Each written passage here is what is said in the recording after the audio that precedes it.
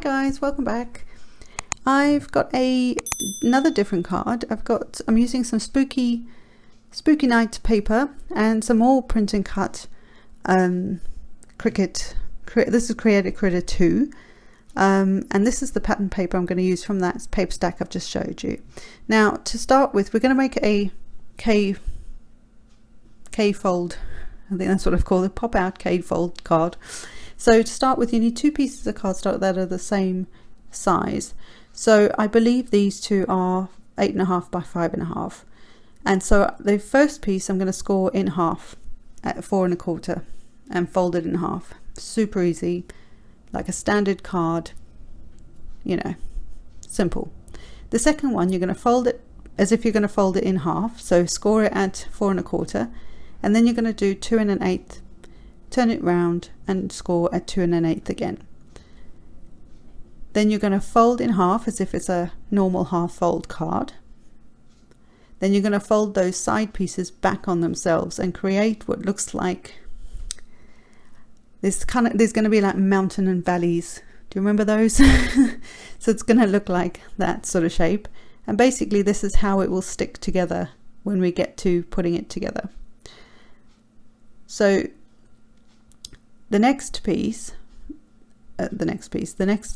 section, if you like, I'm going to use my good old Crafter's Companion Ultimate Pro, and this thing is ancient, but I'm going to show you what to do with some of the elements that actually work for this particular style of card. And there's a booklet that came with it, which is where I got the idea for you guys. So there's two little notches, and you're going to line your score line on that first 2 1/4 inch panel and fold line up against that, so that you can see where I'm going to use the star, but where that star will fit within that size card. So I couldn't use the bigger one because the card was too small, so I'm going to use the smaller one, the inside one.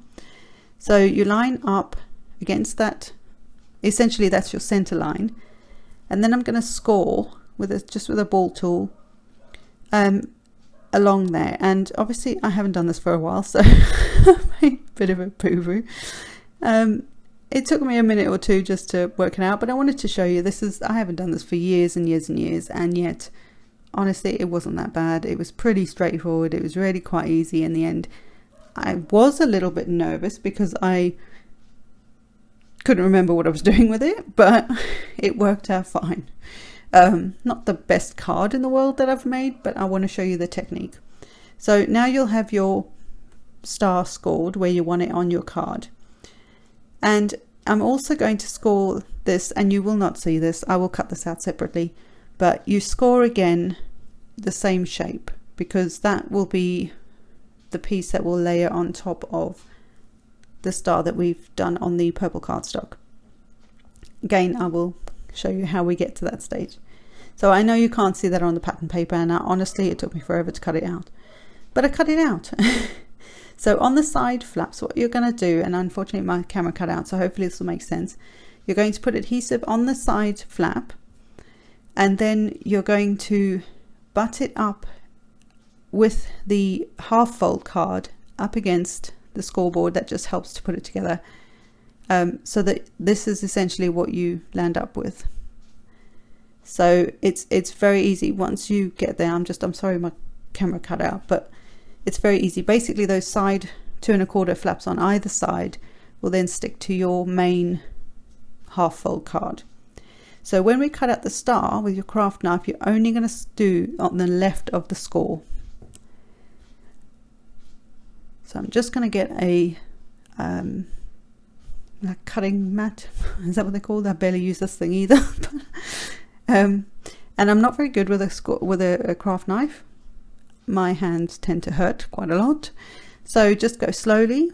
Just go over the same line lightly, and just keep going over it. You'll eventually feel it go through. And actually, even after doing it this first time, it didn't go all the way through. There's a couple of places I have to sort of, go back over and sort of finagle a little bit. So you just follow the score line of the star, but you're only going, you're only cutting to the left of that score line. And the reason is we're going to, when that's cut, we're actually going to fold it back on itself, which hopefully will be better when I can demonstrate it. So here's where there were a couple of places where it didn't quite go through. So I had to kind of make sure I could get it. Don't worry, my fingers were out the way before anybody panics. It looks like they're right underneath the blade. They're not, they weren't. I'm a bit of a girl when it comes to this, so they definitely weren't. But I just had to go back over these just to get them to properly cut all the way through, because it is double cardstock there because you've stuck the front to the back essentially. So just get this last piece. And this is real time, by the way. So you're going to fold it in half, and then your star, you're going to fold back on itself. So this is as if you've closed the card and then you're folding the star outside of the card. So hopefully that makes sense. I'll show you in a second what it looks like, and then give it a good score as well. So essentially you've got your star on the outside now, and then you've got it sort of going through that first piece of your card. It's very clever, it's very easy, and you can do it with any shape you like. If you want to make a shape up, go for it. But remember, you only want to cut half of that, or up to that score line halfway. So you don't want to cut your whole star out, because it'll just be, well, I don't know what will happen then, but it won't work. So, and I realized that my star, because again I couldn't see the score lines because it's, you know, on paper you can't see anything, and so I have to trim this out in a second. But also with these particular stars, if you do have this board, they do go a certain way. So when it comes to either scoring it on the scoreboard and you have a certain pattern, make sure your pattern is the right way up, first of all. And second of all, yeah, there is a certain way that the star actually, the shape of the star is, it goes in a particular way. So it's not difficult to work it out, but I had to finagle a little bit just until I got it right. So I took the world's biggest scissors to cut this thing out. These are my Tim Holtz scissors. I do love them. They're fab. But yeah, there is a why I grabbed the biggest ones is beyond me. I didn't need the scissors to be that big. But it worked. So I'm just going to, once I figure out, I don't know if you can see it, but the like points of the star just don't line up the way I kept going round there, whereas that's the right way. Right there is the right way up for that star. So I'm going to stick this flat with some glue, and of course I dropped it, so I had to figure it out again, make sure I had it the right way up. I'm just going to use flat glue, and you'll see in a second, this is where I realized that actually my image is too big for the star. But I do make it work. I wanted to put him on my little owl onto some pop dots, just to raise it, just to give it a bit of dimension, because this card essentially is going to be quite plain for me, which I don't like.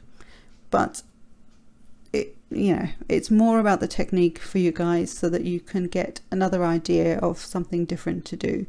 This is kind of a fun thing if you've got little kids.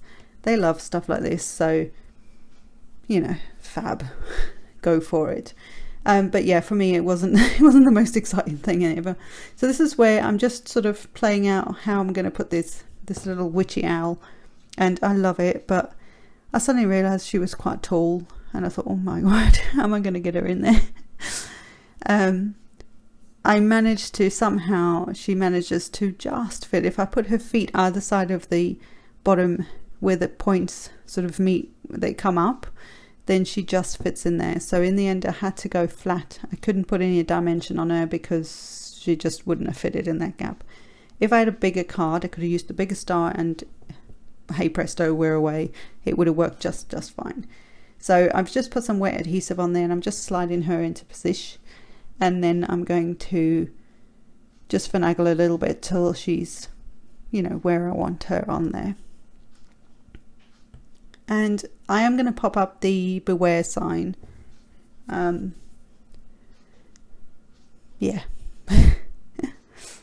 And I believe I inked the edges of these guys before I even did the card. I tried to sort of prep a little bit beforehand. So I did ink the edges, and just with some brushed corduroy, Distress ink. Just lifts it a little bit, and I will go around the edges of the card in a minute as well. So you can write a little message on the inside, but to me that's very plain. So I did dig out my enamel dots, and these are pumpkin pie from Stampin' Up, in the color pumpkin pie, I should say. But they are, I don't even know if they sell them anymore, to be honest, but they were from a Halloween a few years ago. But they're really handy. They're just little dots. Can't go wrong with a dot. So I just used a couple of the different sizes, and I just stuck them randomly. I don't even know how to do random sometimes. And then just one down in the corner. So it's something like that. Just always remember to use odd numbers. They always seem to work better. Just visually it works better. And then I thought about bringing in a purple as well, because I had purple and orange was kind of the main, and black were the sort of main colors for this card. But I couldn't get it to work anywhere, and I decided to leave it where it was. But like I say, it's not the best card in the world that I've made, but it's cute enough. And like I say, I just wanted to show you guys the technique more than anything, so that you guys might be inspired to try a kinetic card. Check out Tuesday's tutorial for the gatefold if you're there, and then obviously Saturdays will be another one, which is it's a humdinger, that one. So be sure to stay tuned for Saturday's one. And then this is the brushed corduroy, just going around the edge. Believe it or not, you can see that there's a difference in color tone on this dark purple, even with the brown. You can see it better in real life.